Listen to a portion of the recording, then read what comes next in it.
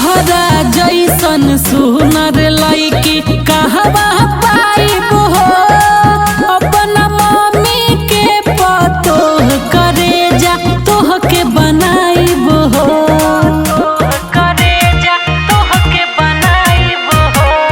तोहरा जैसन सुनर लईकी कहवा पाइब हो।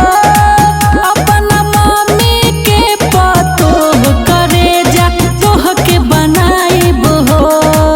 केतनो जरी है पटीदार, केतनो जरी है पटीदार यार एकर न कवनो गम बा। हमन के जोड़ी सुनए गोरी मम्मी के हमरा पसंद बा। हमन के जोड़ी सुनए गोरी मम्मी के हमरा पसंद बा।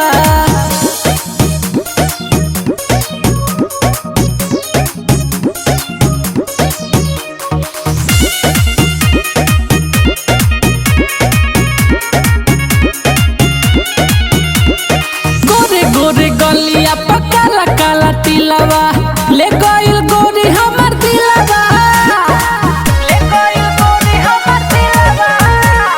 गोरी भइनी तोहर हम दीवाना निक लागे नहीं अब खाना। और जिए मरे के तोहरा, हर जिए मरे के तोहरा संगे सोना हमरो मन बा। हमन के जोड़ी सुनाए गोरी मम्मी के हमरा पसंद बा। हमन के जोड़ी सुनाए गोरी मम्मी के हमरा पसंद बा।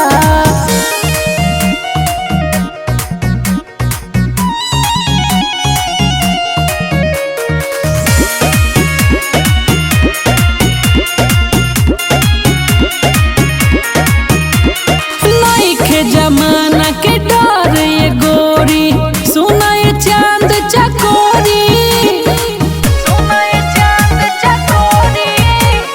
नाही पुलिस थाना से हल होई लव मैरिज सफल होई।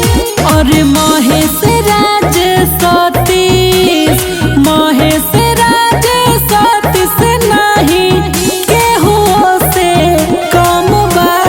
हमन के जोड़ी सुनए गोरी मम्मी के हमरा